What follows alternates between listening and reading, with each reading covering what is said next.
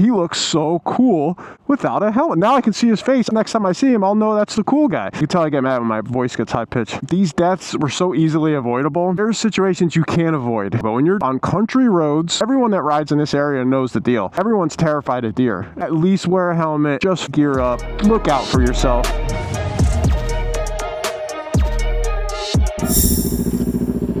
I don't know where I got this camera pointed. All I know is it's pointed straight ahead, and I think that's good enough.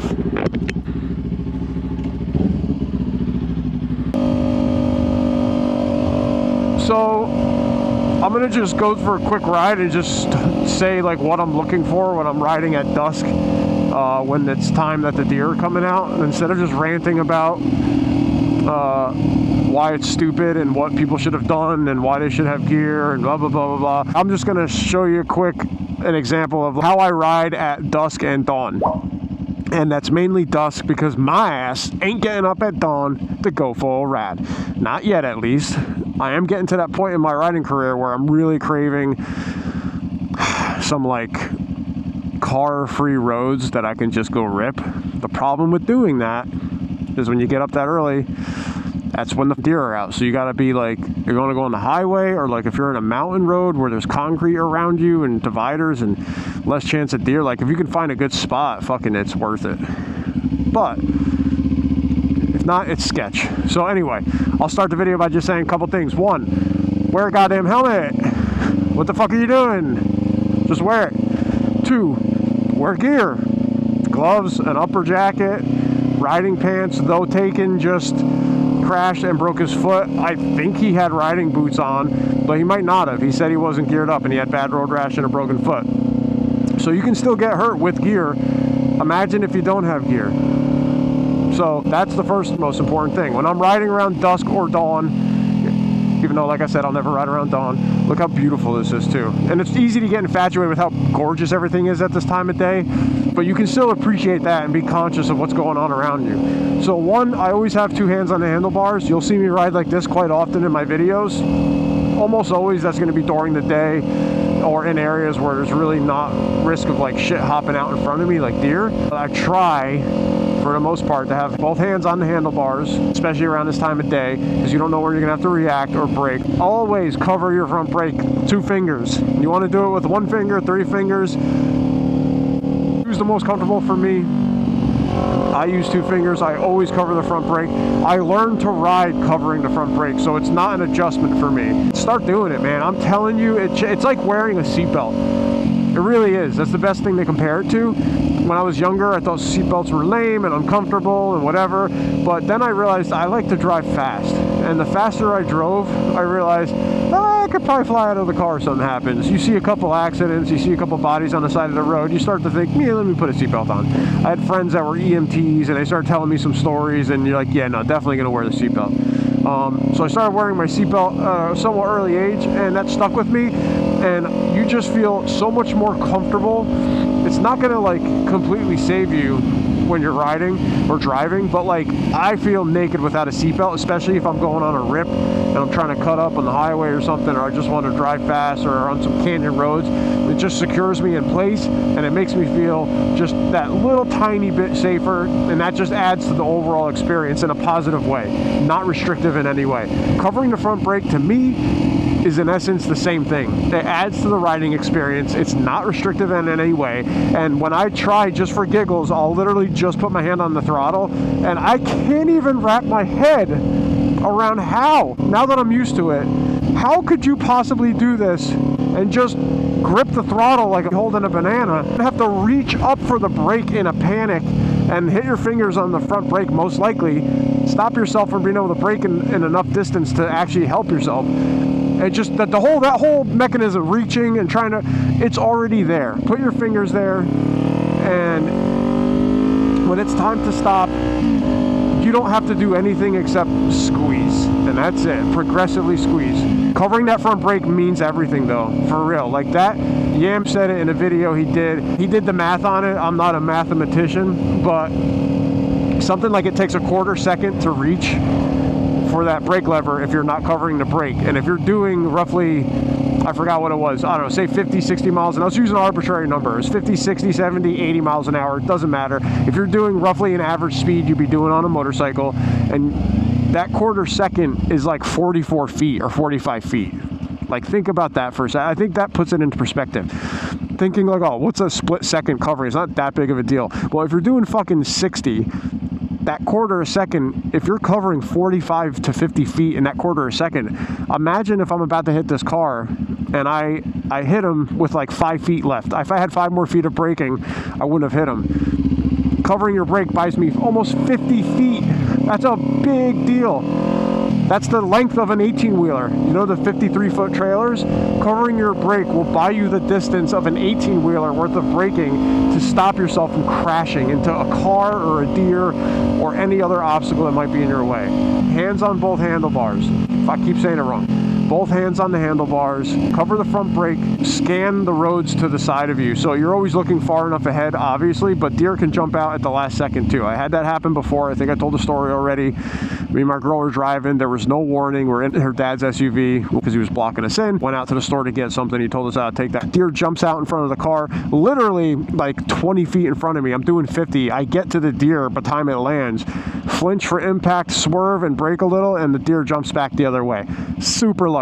Nothing happened. Still to this day, it felt like we drove through the deer. I still don't even understand how the deer jumped out of the way. I still can't comprehend that, but it did. But the point is, I was paying attention to where I was going, and that thing came out of nowhere, bro. That could have been terrible. Same thing can happen. So you look far ahead, but also if I'm in a field or a tree line, I'm also scanning to the left and right and constantly looking in my mirrors for potential hazards coming up to me, but I'm also looking ahead, looking left and right, not getting target fixated on anything to the left or right, not focusing on anything, but just quick scan. If something catches in your eye, just be aware of it. Also, slow down. Almost everyone that rides, I think, enjoys going fast and then at some level loves speed, but when it's this time of day and then you're in this, but there's a couple factors. I'm not saying don't speed ever. I always ride fast when the conditions call for it, but if it's this time of day and I'm in a specific area I know is super country and is definitely going to have deer around,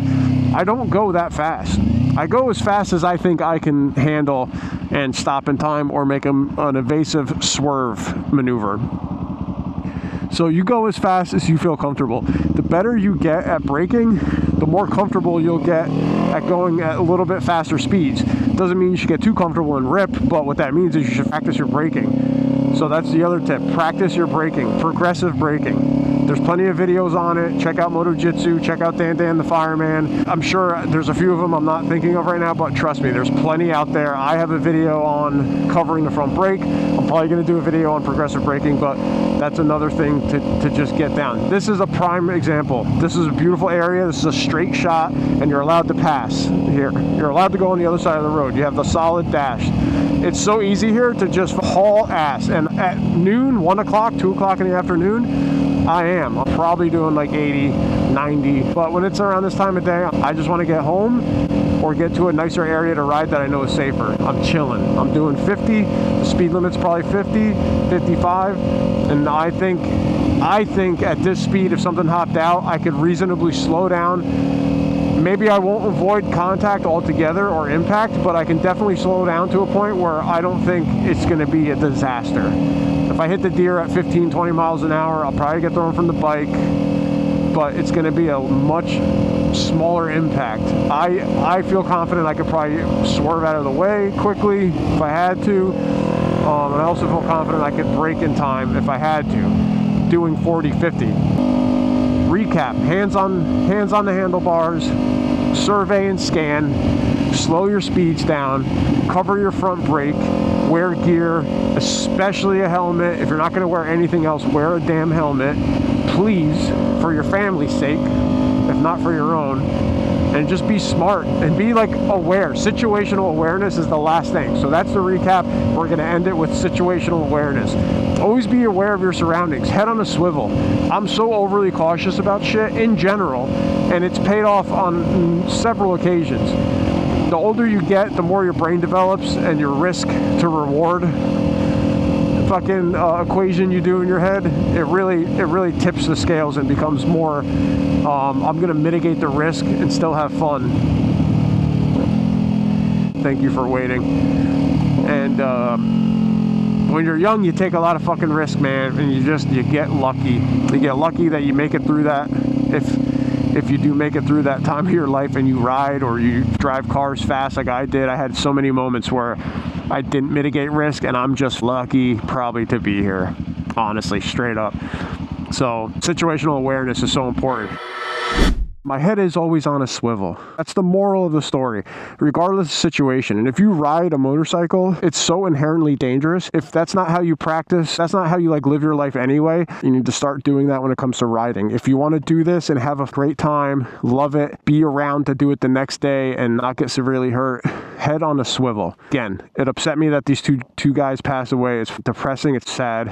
And I hate it because it was avoidable. Instead of just ranting about it, I'm going to at least show people like what I do when I'm riding it. There's people more experienced than me. There's a lot of people more experienced than me. I'm not that experienced of a rider. And I don't think you have to be that experienced of a rider to also be a safe rider. As much as I went over here, that all the things I think that mitigate the risk when I'm riding around country roads where I know there's going to be deer at times, I know that they're likely to be out.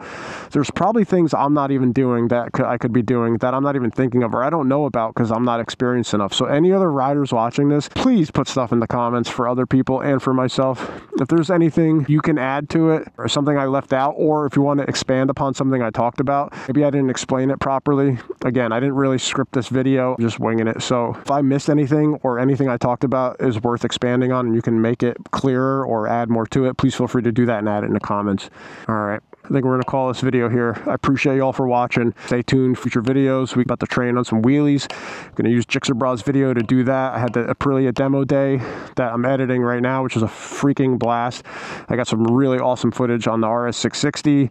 I got in trouble for doing a wheelie on that. That was a whole story. We'll go into that though in that video. I have like 10 different videos I'm currently editing that I'm trying to get done. So please stay tuned. Hit subscribe. Please like the video and let me know what you think about what I talked about. Do you have anything to add to it? Appreciate y'all. Thank you for watching. Like, sub, like I said, and as always, wear gear and ride safe. All right. If you're not subscribed to the channel, how come not? Why not? 90% of you aren't subscribed to the channel. Why the F are 90% of you not subscribed? Just freaking subscribe to the channel. Thank you for watching.